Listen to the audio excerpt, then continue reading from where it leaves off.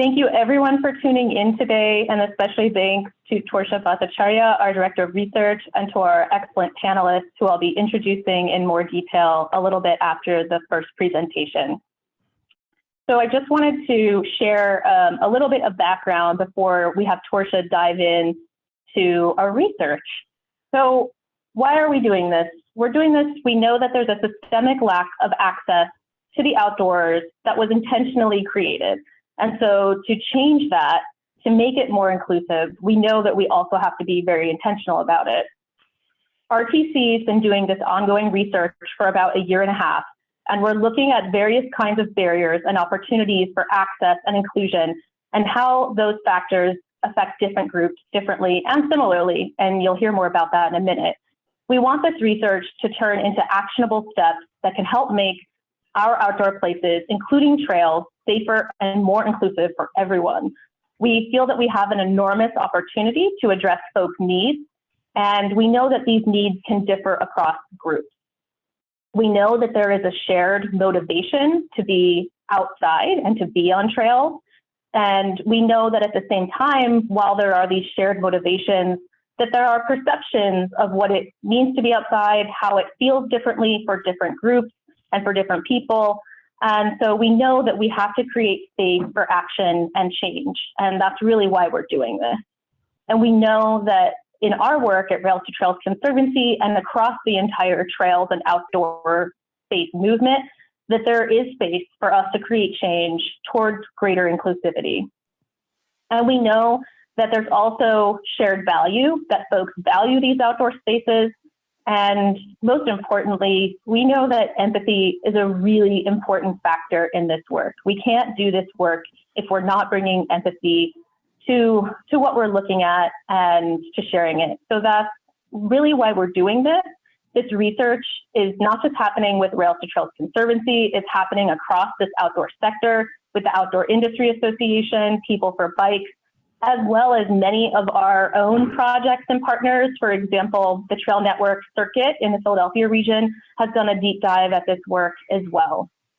And some of the common findings across all of this research is that folks are really looking for things close to home, that are easily accessible, that don't have a lot of barriers that prevent folks from accessing them. And we know that trails are really uniquely suited to meeting these goals of being close to home, easy to access.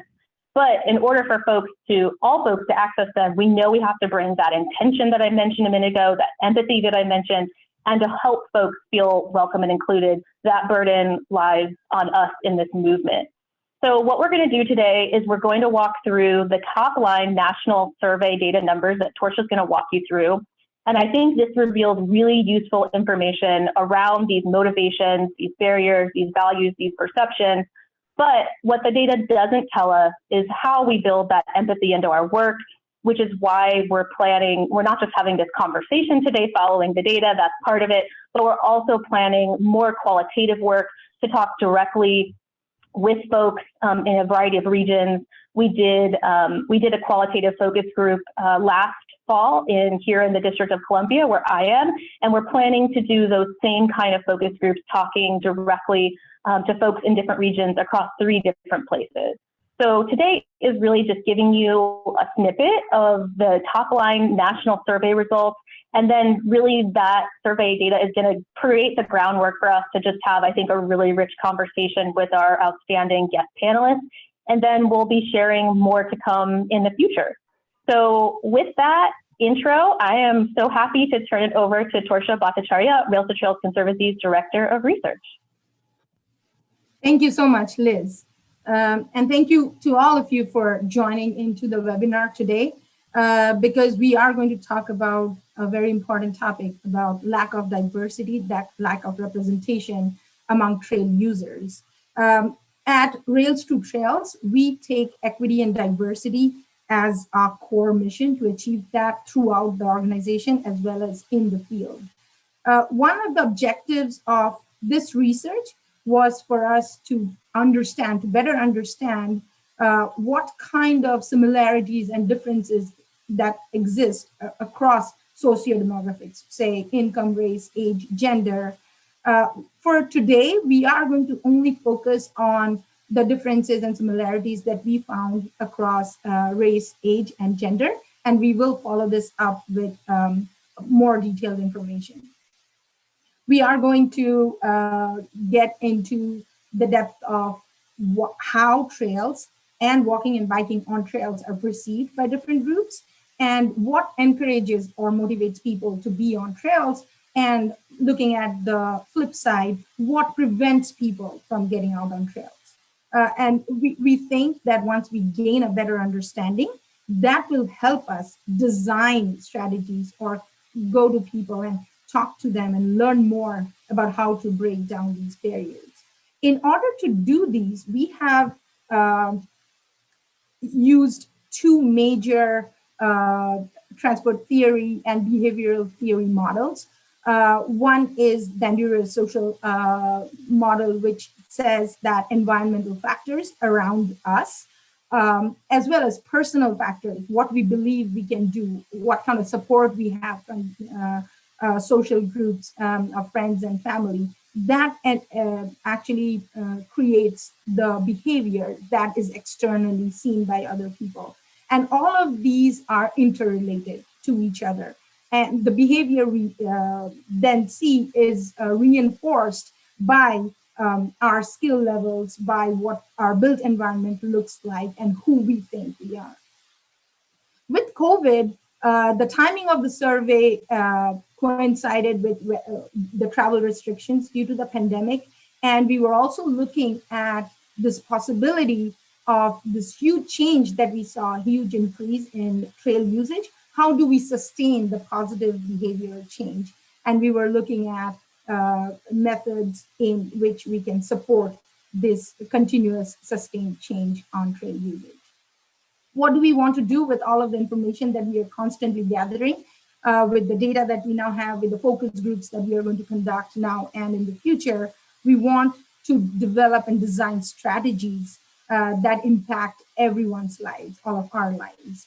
And the interest that people have already gained during this time that we are stuck at home, how do we convert this interest into sustained usage and support of trails among all groups, but especially among groups that we don't see represented on trails as much.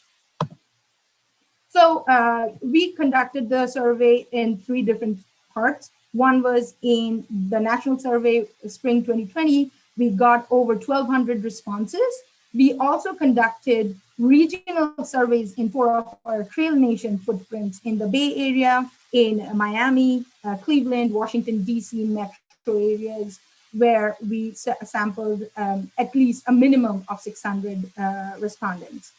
In addition to that, we also completed, as Liz mentioned, a qualitative focus group of 21 Washington, D.C. Residents selected from specific zip codes. We also have plans to do the same thing, replicate that focus group in the 3 other regions that we have conducted the survey in, so that then we can gain a deeper understanding, dig deeper into the questions that were raised from the national survey.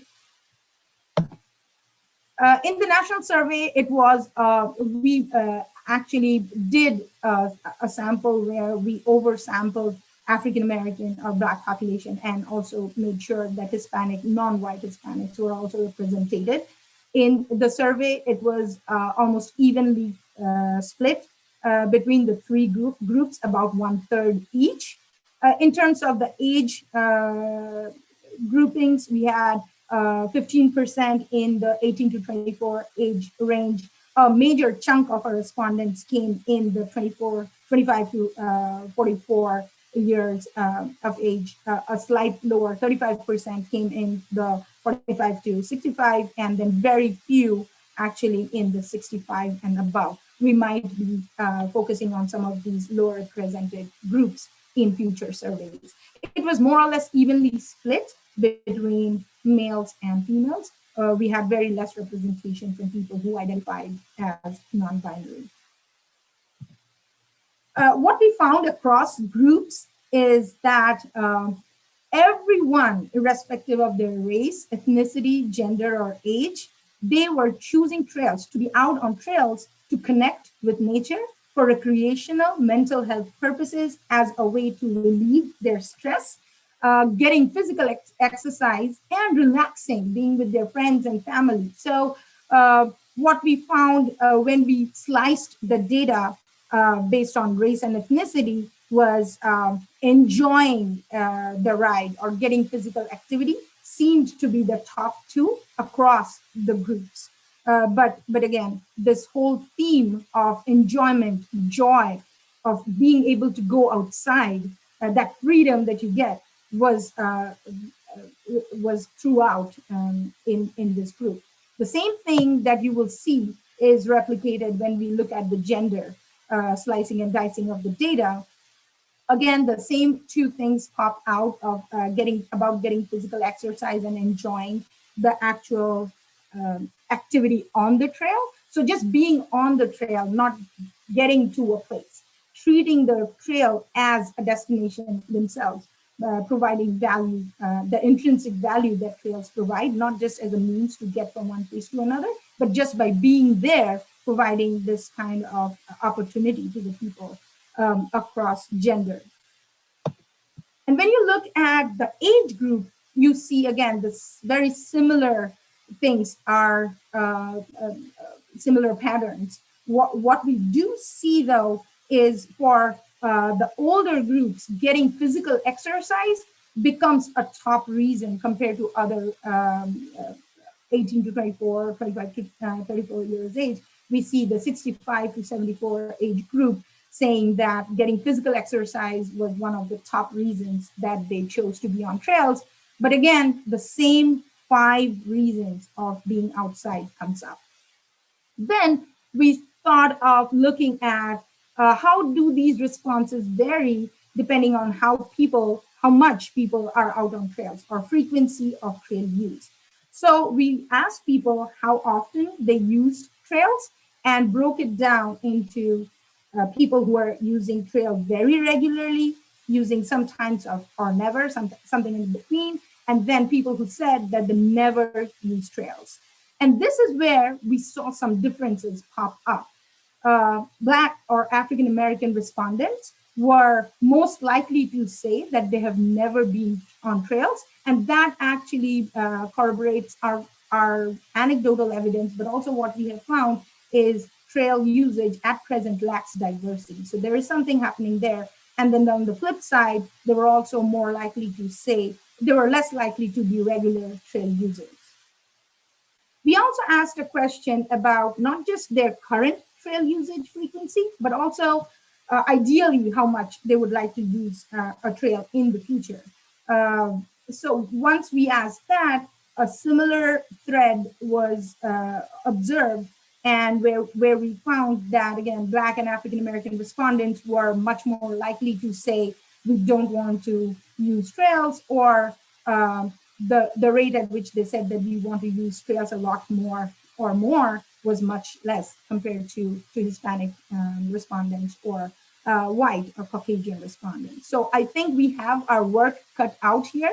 And because of this significant change in responses, and that's the reason we decided to dig further in and conduct these focus groups to look at what was happening, why are specific groups of people saying that they don't want to be on trails. Again, when we looked at the age differentiation among trail usage goes up with age till 34, goes down from 34 to 44 a little bit, but still it's very strong. But then it kind of tapers off as people age out. So I think when we were talking about universal access to trails, we have to design trails keeping in mind that it caters to the needs of all gender, race, ethnicity, as well as all age groups. And we're going to talk about that more in detail in a few slides. Between males and females, what we found out that females were less likely to say that they are regular trail users and more likely to say that they are non-trail users. So again, there is the gender disparity among trail usage, as well as there's racial and age disparity. So in terms of frequency of trail usage, so we have our work there to do. Now that we know that people like to use trails, they want to use trails, but they don't use trails, what is it that is holding people back? What are the specific barriers that these groups are facing? Well, across the board, people said we do not have time, and that could be. We can speculate about a lot of reasons that could be. That could be because people have more kids, people have restrictive job requirements or travel requirements, people are working multiple jobs, or people just perceive the lack of time because they cannot carve out time. But time seems to kind of be the top barrier to people's trail usage. So if there's any way we can weave active transportation within our daily routine, getting to the workshop, riding, taking your daughter out to the friend's place, or going and getting groceries, that's a good way to incorporate active trail usage into people's daily life, because time seems to be one of the greatest constraints. Access to trails was also showing up across all groups as one of the greatest barriers. Of course, we need to build more trails, build a network that's connected, just like we have road networks. You don't see arterials just get off and fall off the face of the earth. They're continuous, they connect to other roads. Similarly, we need to make sure our trails are well connected.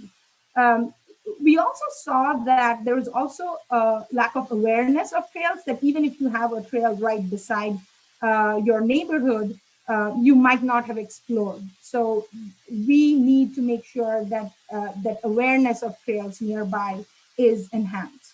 Whatever, by marketing, by promoting of trails, by organizing social events. There are so many other ways to do this. Another major barrier that came up was treating trails as a thoroughfare when we design trails, not having shaded places, not having water fountains, seats, especially when we were looking at older populations, or basically anyone for that matter, having a surface that can be accessible by strollers, wheelchairs, and other modes, so you can roll on trails too, not just get to one destination, but enjoy the facility for itself. The other one that came up as a top barrier was for the younger people who wanted to make sure they're not sweaty when they arrive at the destination, or they have the right gear. They perform the part. And that gets to a major block in perception of who these trails are for. And I think the work is cut out for the outdoor industry, where people might think that you need to be clothed a certain way. You need to have a certain type of bike or a certain type of shoes to be acceptable out on trails. Even the words we use when we say hiking versus walking. Walking is so much more accessible than the use of the word hiking. And all of these perceived or the image barriers that's created around trail usage serves to diminish the diversity in trail usage. We need to break down and make sure that the entry barrier is literally as low as possible.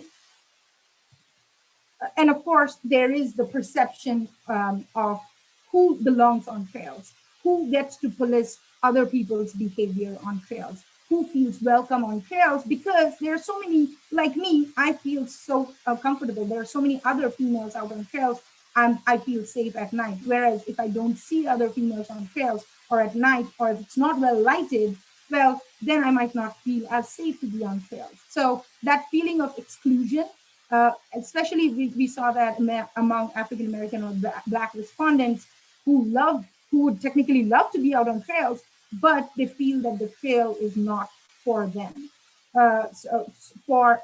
It could be due to obvious design reasons, but it also could be through societal cues that is passed on, that these messages are hard to read for somebody who is not actually experiencing these barriers that are not infrastructure barriers.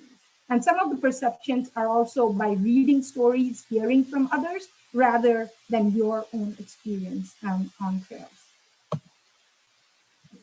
So we asked respondents that, okay, you told us you like to be on trails, you told us what prevents you to be on trails as much, what can we do? What can be done to make sure you're out and about on trails, you're enjoying and making the most of it? And lo and behold, the number one thing that came out on top was having this support of friends and family. So we might think that that's the easiest thing to do, but I think it is easy, but also we need to make a concerted effort that we build this support for people to come out, to be able to enjoy, say, some kind of concert, some kind of event that they relate to, and that is reflective of the community that the trails are built along. So having that societal support is number one.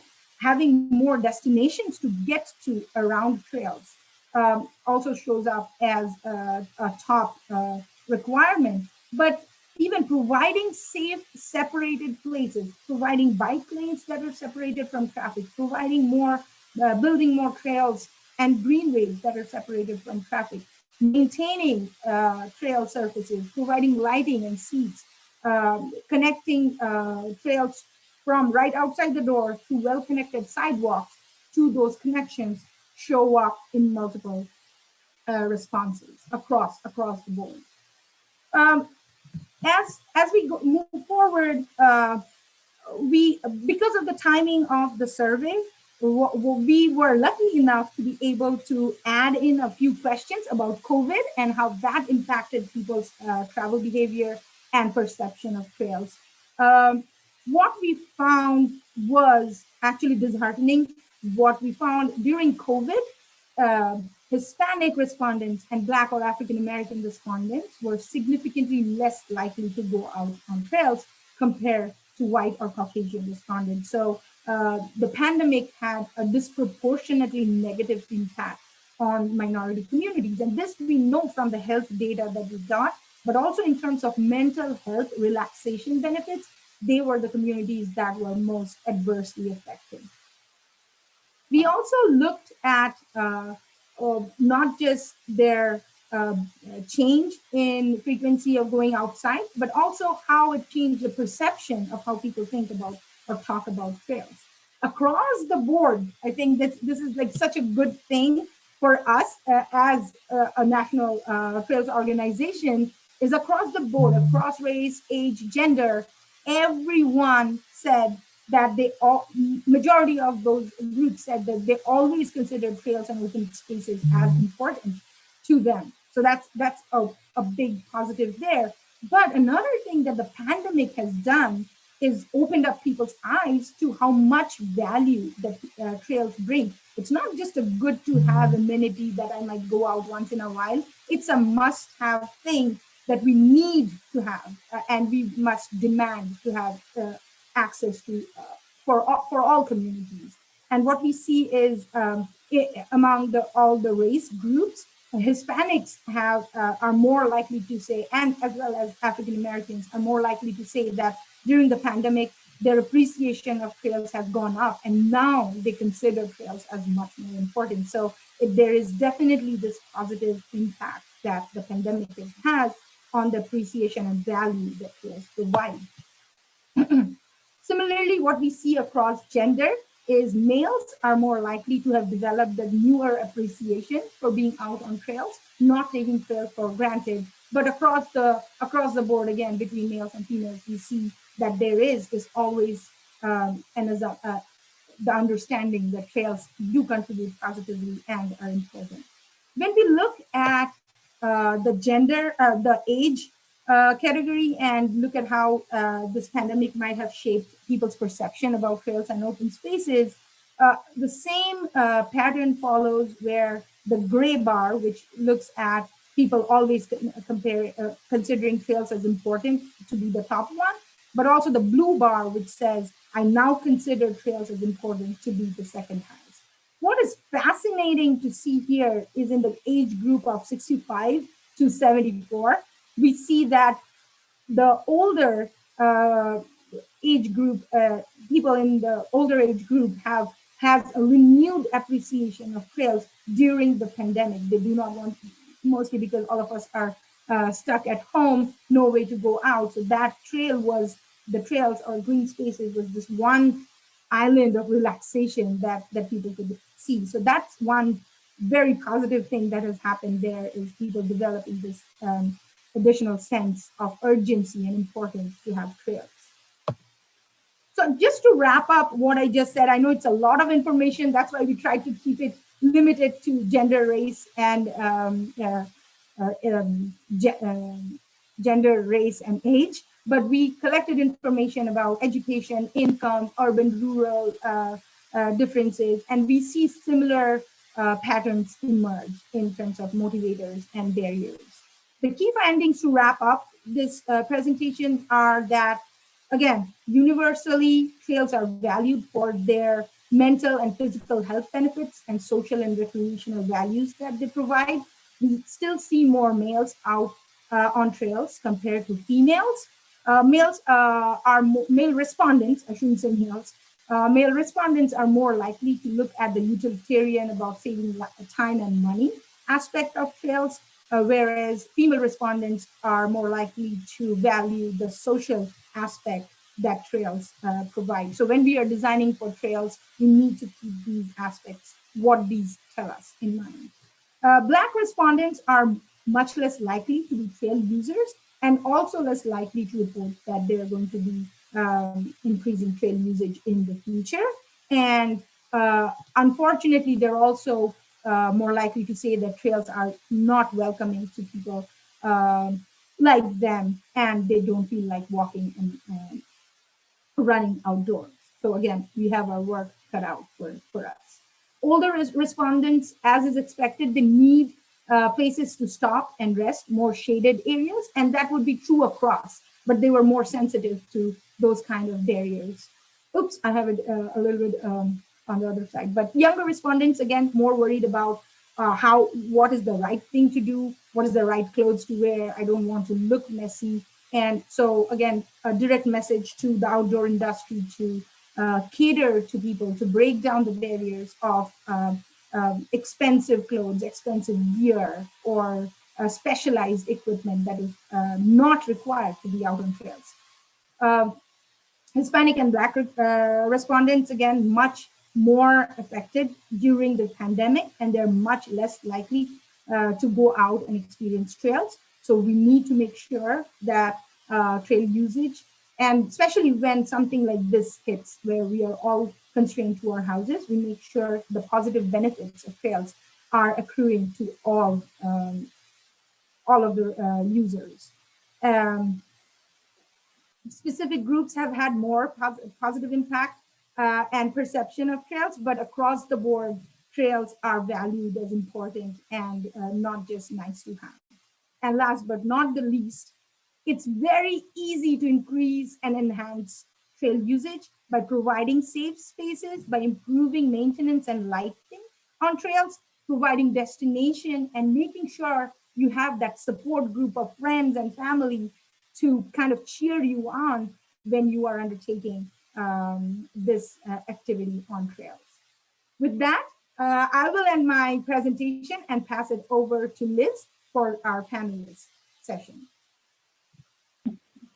Great job, Torsha. Thank you so much.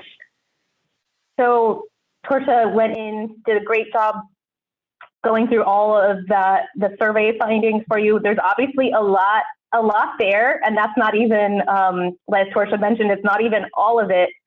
But in order to just start to address these findings, we wanted to give you that top-line snapshot and then really use it as a jumping off point into where do we go from here? What do we want to do with this information?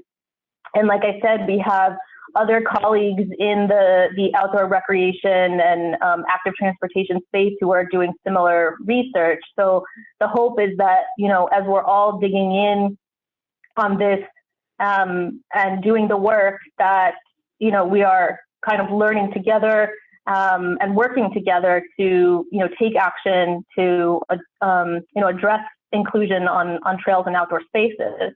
So what we really want to do is dig in and start to use this information and use dialogue, discussion, hearing people's stories to really create informed strategies that help to create more inclusion on trails across groups as people of color, but especially in the Black and African American community and in the Hispanic and Latin community as well.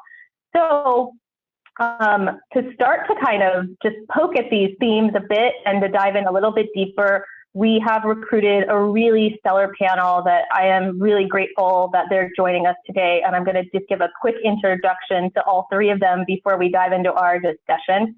So with us, we have Carissa Givens. Carissa is a City of Milwaukee Advocacy and Programs Manager with the Wisconsin Bicycle Federation. Carissa has 8 years of combined experience as a Safe Routes to School educator, bike share programming manager, and community active transportation advocacy organizer for Complete Streets.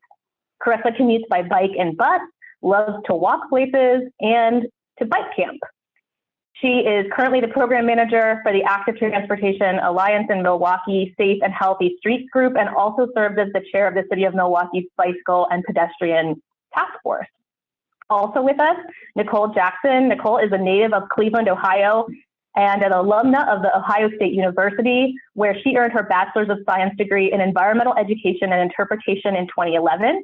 Some of Nicole's career highlights include creating the first Black in National Parks Week in 2020 to celebrate Black excellence, history, and legacy in national parks. And also in 2020, Nicole, along with a small group of Black STEM professionals and students, co-organized Black Birders Week. The event is a week-long series of online events that highlights Black nature enthusiasts and increases the visibility of Black birders who face unique challenges and dangers when engaging in outdoor activities. And just want to give a plug, and we're going to give a shout out in the chat too, that Black Birders Week is coming up next week. So we hope everyone will engage with that. And then last but not least, Xavier Brown is a small park specialist in the District of Columbia, here where I am, the District of Columbia Parks and Recreation Department. Xavier has a Master's of Sustainability and Environmental Leadership from the University of Vermont. He's also a Robert Wood Johnson Foundation Culture of Health Leader, which is a very big deal, and a 2021 DMV, which is the name of our DC region here, some of us call the DMV, a DMV Black Justice Fellow. So I am so happy to have all of you here, and how we're going to do this is it did some prep with all three of our panelists, and so I have some questions that that are for the collective, for the whole group, and then some questions that are specific to each of their focus areas of work and experiences. And then we'll leave some time for audience questions as well. So definitely be sending us your questions about our discussion or about the data that Torcia shared. So I wanna jump in and share that, you know, you saw from the presentation of the data that being able to walk and bike outside with friends and family was really a significant motivator for trail use. And I'd love for each of you to just really quickly share with us, how do you see this playing out, this preference for engaging with family and friends when it comes to increasing a culture of inclusivity on trails? And maybe share some ways in your work where you've found that it's been successful, where you've been able to implement that or observed others addressing it in their work successfully. And maybe, why don't we start with Xavier, please?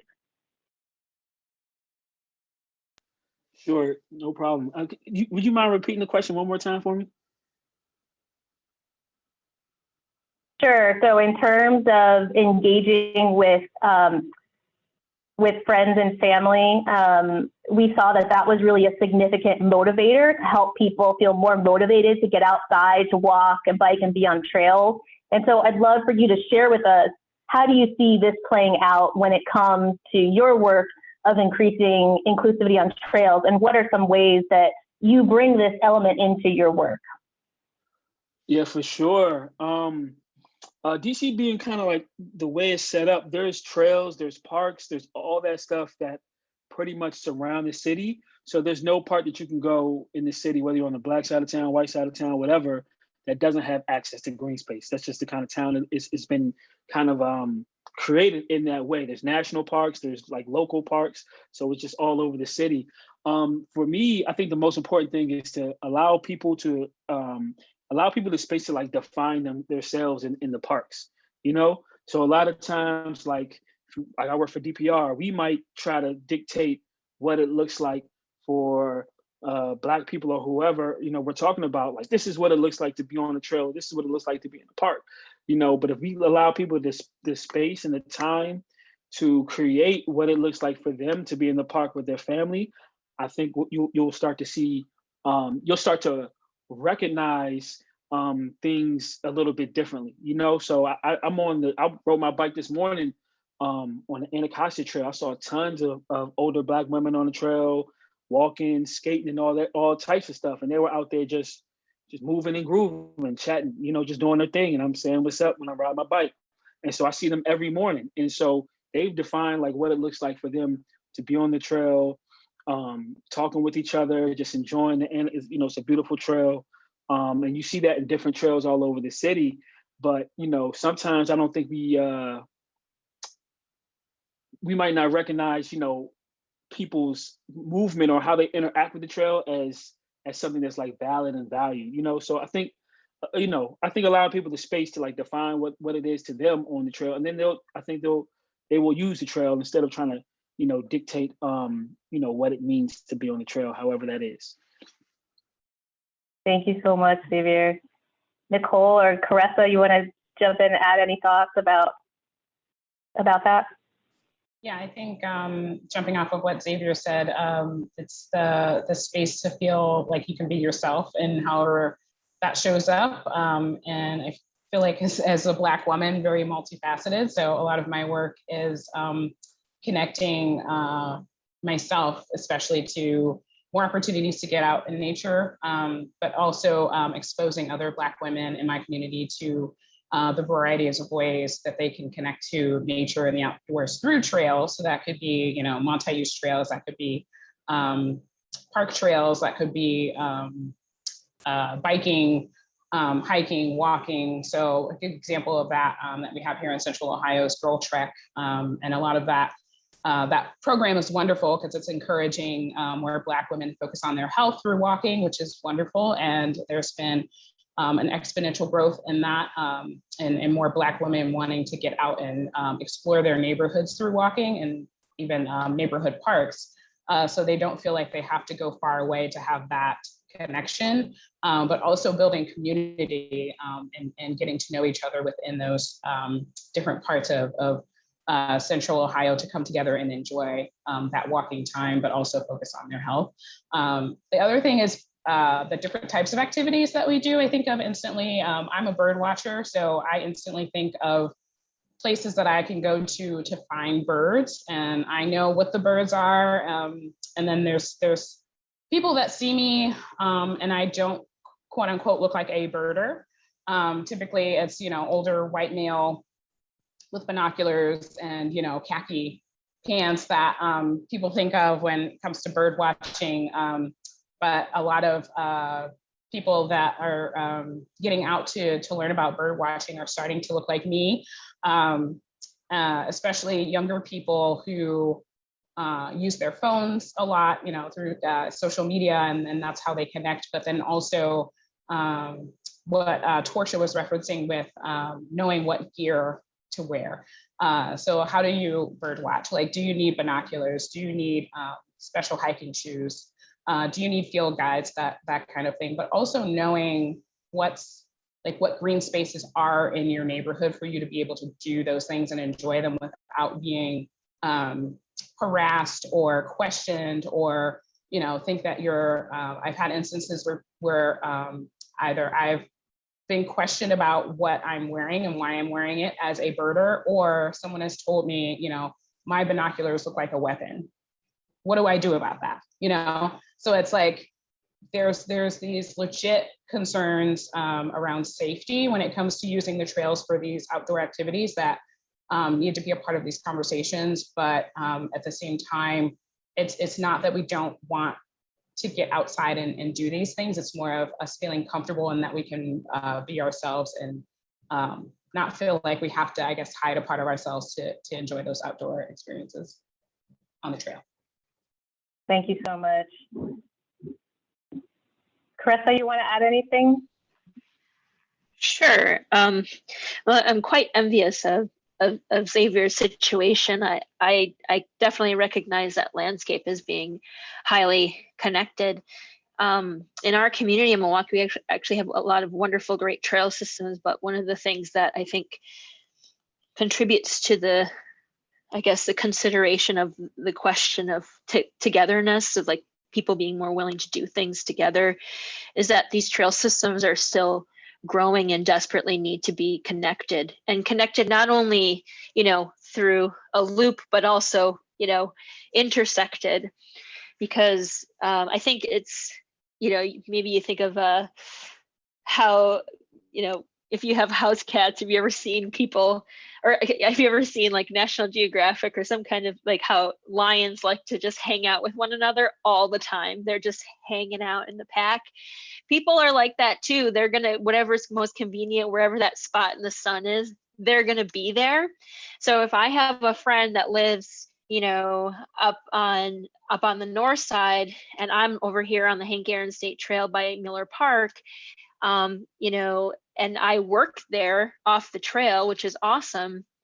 It's just less convenient for that person to spend time with me. Or if families or generations of families, they need to be living in those areas ultimately to take advantage of those aspects.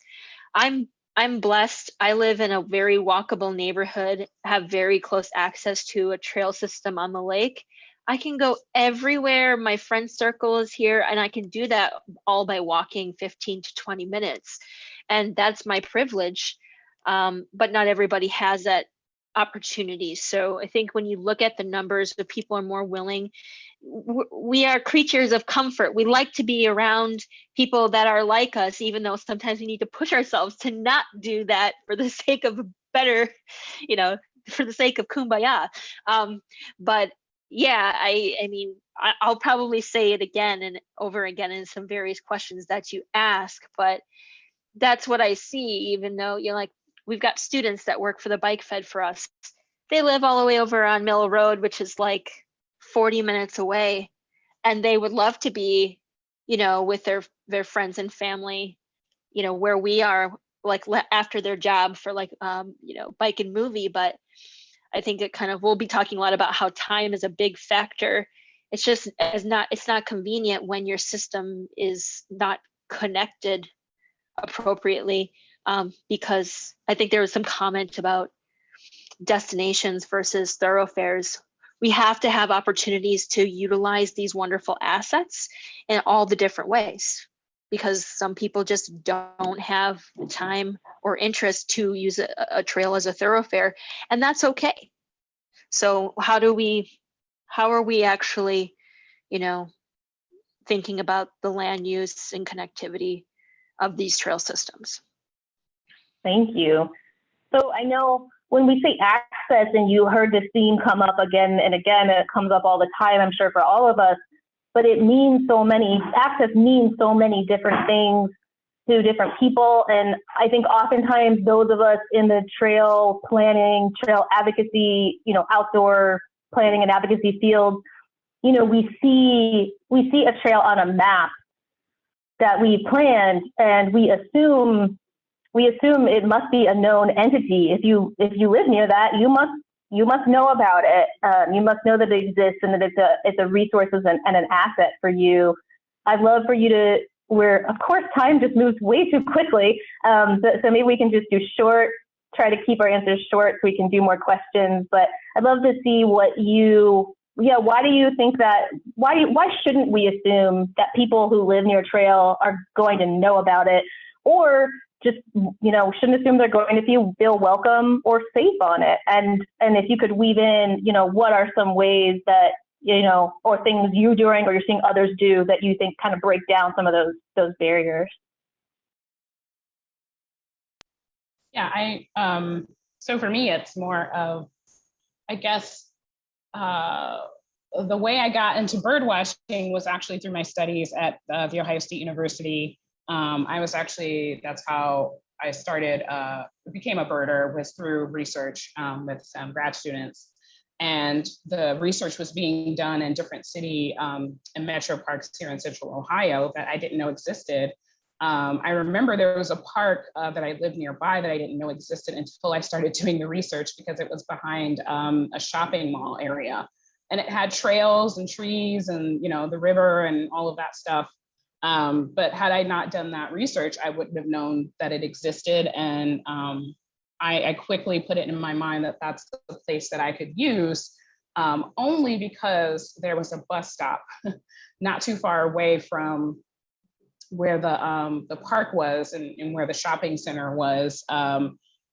Because I don't drive, I don't have a license, so I use public transportation. So that was really important for me to know that I can actually, even after I was doing the research and was done with the internship, I could still go back to that park and utilize the trails without it being, okay, this is too much of a hassle. You know, I know it's there, I could see it on the map, but like it's pointless because I can't catch the bus, you know, to get there. And it was like, once I get off the bus, it's like a 5-minute walk. So knowing that I could use public transportation was key for me to explore other parts of Central Ohio that had buses nearby as well. And that was kind of at the top of the list for me. If I can use a bus to get there, like I am on board for exploring. But then being from Cleveland, that is, I mean, public transportation is huge in Cleveland. There's the RTA.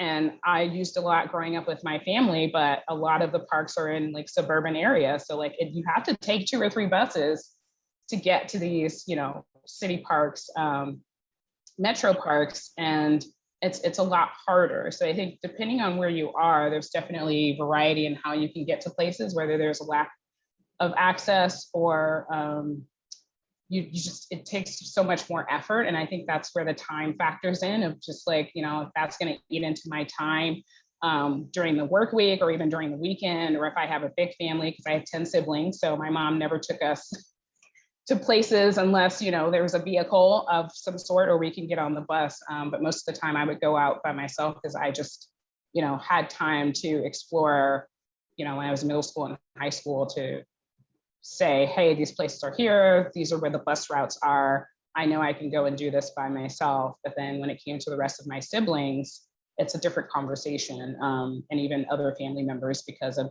time and work schedules and the perception of vacation time or like leisure time.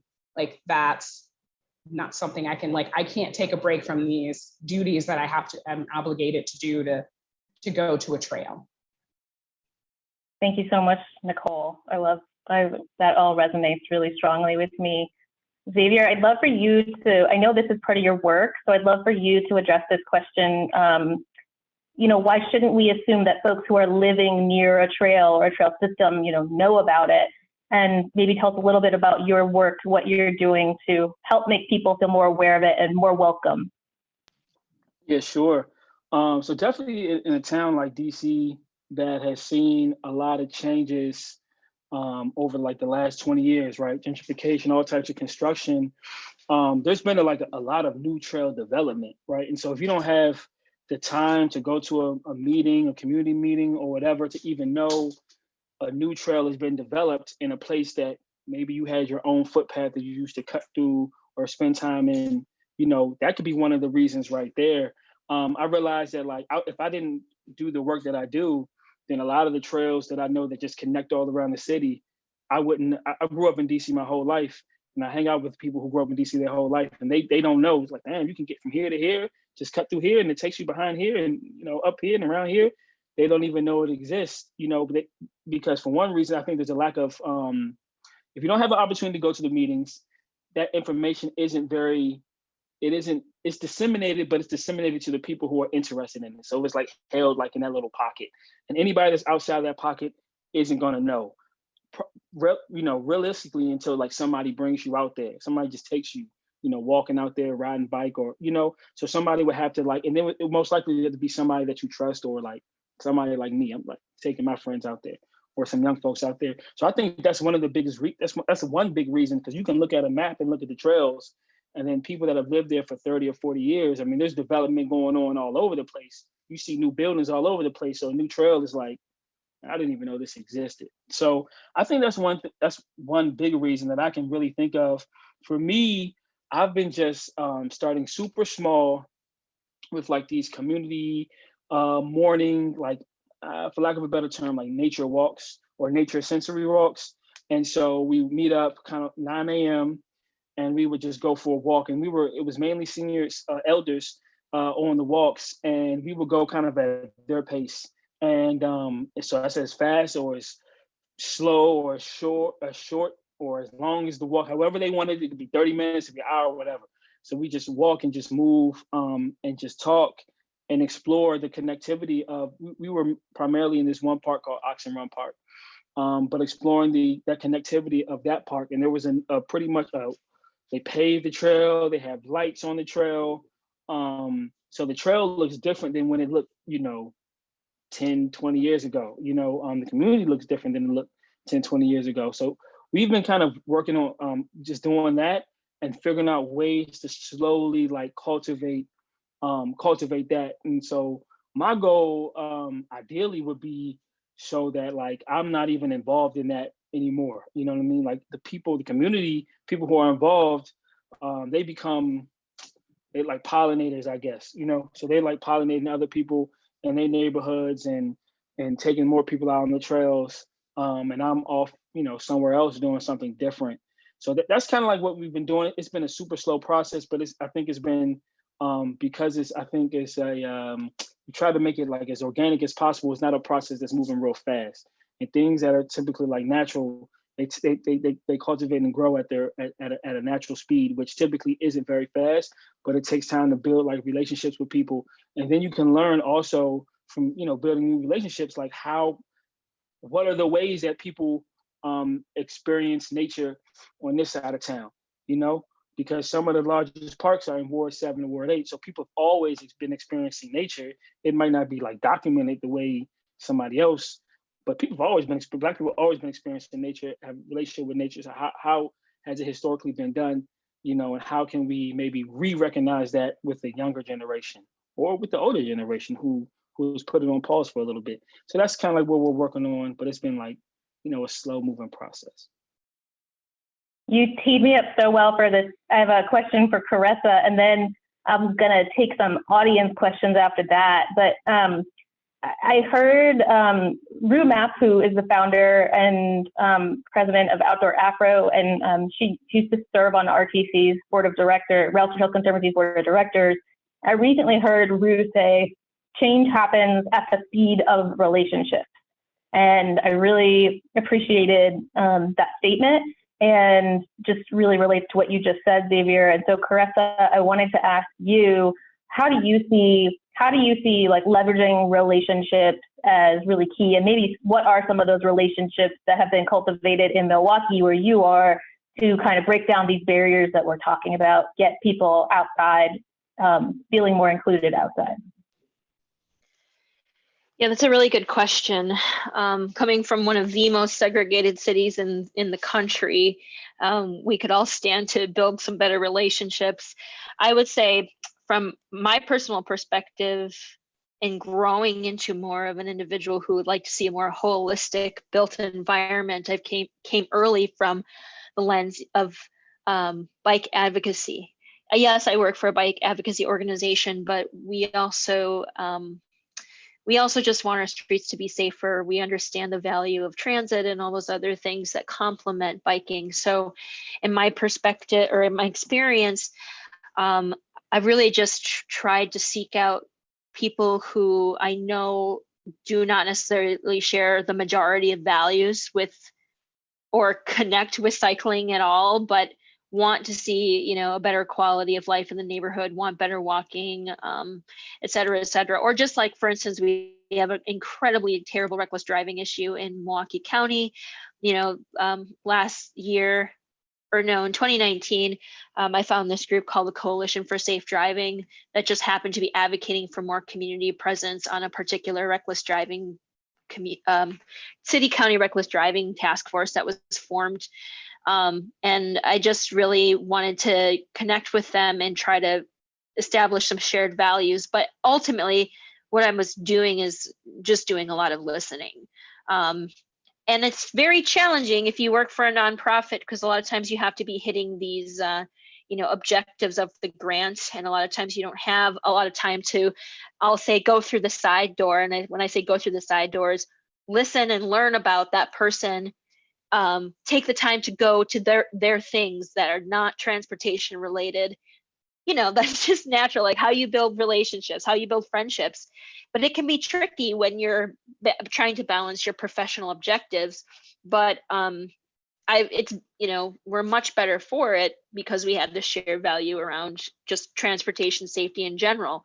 Now, the end of this example, or like the progression of this example, is now we've got a couple of people in the Coalition for Safe Driving who are part of a bid director who just got a rapid implementation, advocated for rapid implementation on their bid.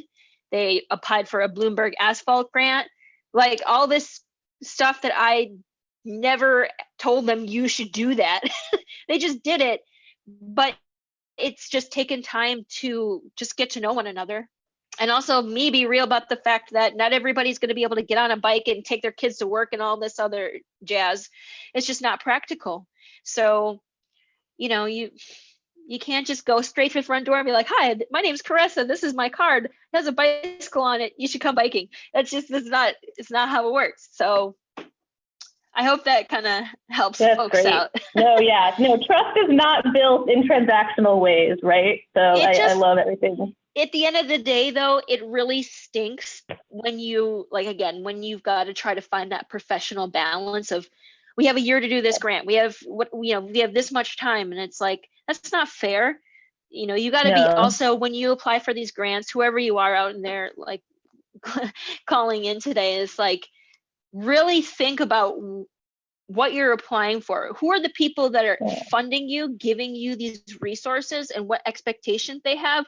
And is it more about them feeling good and putting a feather in their cap? Hey, I see you, bird watcher. Or is it about like sustainability? Is it like, we're going to work with you through this process, and we understand the value of relationship building too? So take that time ahead of time so that you're not scrambling around trying to get everybody to sign up, Oh gosh, this is so great. I want to just address that really quickly, because been working on that. To your great point, Caressa, and I think it's a opportunity to educate the funders, right? And so we've been using that as an opportunity to educate the funders, instead of saying like, we're overly ambitious, we're trying to do this one really complex equitable development plan in like 2 years. We were like, stop, no, we're not going to do that. Like, we're just going to do the 2 years to start to talk to people. Like, that's what's required. And I think if we do that in clear ways and show how this has worked in other places, I think funders understand. So it's kind of about recalibrating everyone's expectations. I want to acknowledge that it's 2 o'clock, but we still have a couple of audience questions to a panelist. Are you guys okay to just go over about 5 minutes? Is that okay? Thank you so much. So a couple audience questions right now. This is a tough one.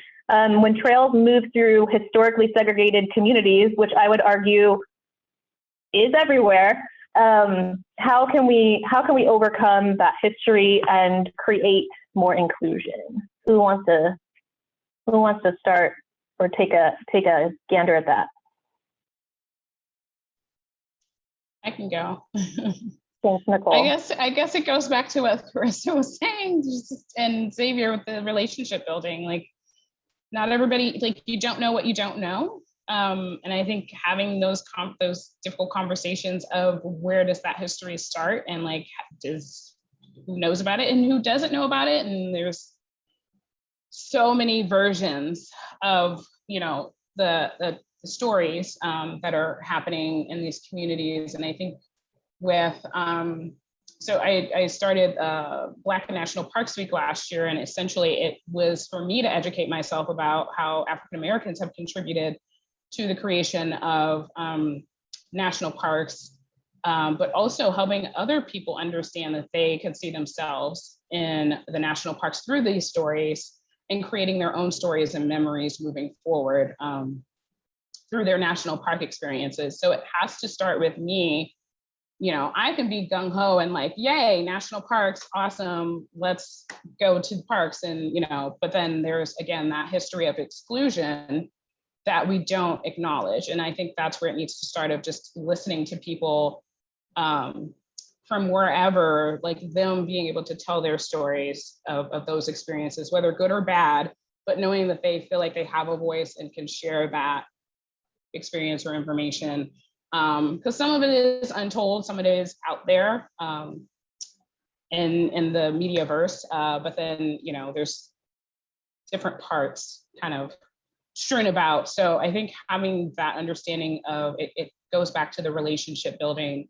Are you wanting to hear the hard stuff? Like, are you wanting to feel uncomfortable, like getting this information, and like, what do you do with that? And like, what's the goal? Like, what's the why of you getting that information? There's people collecting stories and there's storytellers. So like, what are you looking to accomplish from knowing that history as an individual and as a community? So I feel like, again, it's happening in layers, and like, I always very much am a systems thinker, so everything is connected to something else. So it's like, and the holistic thinking, like, how is this all tied together? Because you can't do it in silos, you can't do it in these bubbles. We have to reach out a little bit more than what we've been doing. And I feel like the listening, like, essentially it just starts with the listening and knowing that you don't need to have an answer for everything. Sometimes it is just like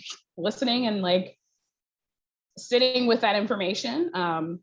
And that's okay if it's just, you know, it stops there. But knowing that there's things that aren't going to happen, solutions that aren't going to happen overnight, and that if you say or do something wrong, like, it's like, that's part of life. Like, we're all learning, we're all trying to process everything that's going on. Times are changing, demographics very much look different now than they used to. So all of that needs to be considered when it comes to, I guess, just building more community, building more relationships for the long term, not just for, you know, as a transactional relationship, but a thriving relationship.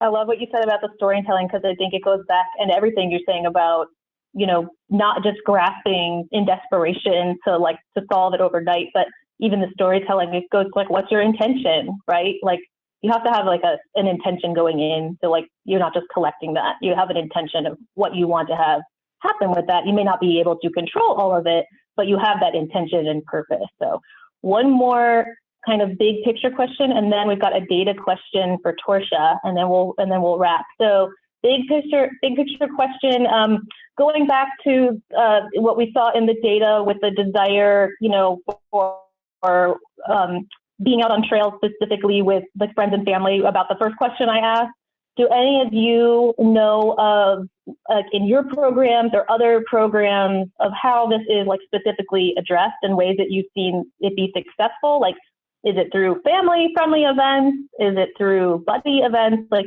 are there some specific examples that come to mind that address that need? Bressa, you're nodding. Yeah, I mean, I guess at the end of the day, you know, it's a big balance between making sure those big picture infrastructure pieces are happening, and that's kind of hard to think about. But where you do have, let's say, residential access, or a balance of residential and commercial access with multiple points to a trail system, that's going to be your, you know, kind of your magic place. I've referenced the Hank Aaron State Trail many times on here, but it truly is a wonderful trail, and it goes from Lake Michigan. I think it's about a 13-mile stretch, and then you can actually go all the way out to Madison, Wisconsin through other trail systems. It's freaking awesome. But right in the city of Milwaukee, it runs through one of the most ethnically diverse neighborhoods in the entire city. The Bike Federation used to have their offices there. There's a Spanish immersion school there. There's an urban ecology center, cafe. All those things are right up against the trail system, and it's not, and actually right along that trail system, it's zoned so that you cannot have, you know, these multiple commercial developments because the people who did the public-private partnership really wanted to see some economic growth and also just not see the neighborhood nearby displaced. So there's a community organization on the near south side that utilizes that trail system a lot through their environmental health department. They're called 16th Street Community Health Centers, and they have a group called Latinos por la Salud, Latinos for Health, and they have 3 different family walking clubs kind of dotted along those trails. Some of them start at park systems and move in towards the trail, from all different ways. Hands down, though, that would not happen if it wasn't for the proximity. And it's even more important to take in mind that that whole area is filled with mostly Latinx people. And typically what I've learned is not very many people from that neighborhood go very far beyond even that bounds. They do not leave for fear of different types of social, cultural discrimination, their immigrant status. So everything is very dense and compact within this little tiny area. And they've tried very hard to make those people feel safe enough to come out and hang out and go to the trail. If it weren't for the geographical proximity and that wonderful organization, I think it would be a different story. But it's really just like, if you look at the other side, that's the north side where mostly African Americans live. There's only one access point to the trail system, and it's mostly a huge big barrier next to a highway. So it's just like there's all these physical barriers too to just get to that particular. So it's like night and day. You should it's like wake up. This is how it could be. And we've got people who are not even leaving the neighborhood, but their whole little microcosm is right there. Thank you. I'm being told we have to wrap. Thank you. Being told that we have to wrap, so I just want to thank everyone so much, and I want to note that we did have a few questions that came up about very specific data sets, looking at family status, experiences and perceptions of the Asian communities, socioeconomic status, and information from non-metro areas, which I assume means rural areas. So this is really helpful to hear that feedback and the questions. It helps us as we move forward and go deeper into this work. So we really appreciate it. And if folks listening have other thoughts or insights or ideas, we'd love for you to reach out to us. We value all of your input and value all of our speakers and panelists today. Thank you so much to Caressa, Nicole, Xavier. Everyone go join Black Birders Week starting on Sunday. And thank you so much for being here today, everyone. And there'll be more coming from us with more of this work and sharing more of these lessons and conversations. Thank you and have a great day.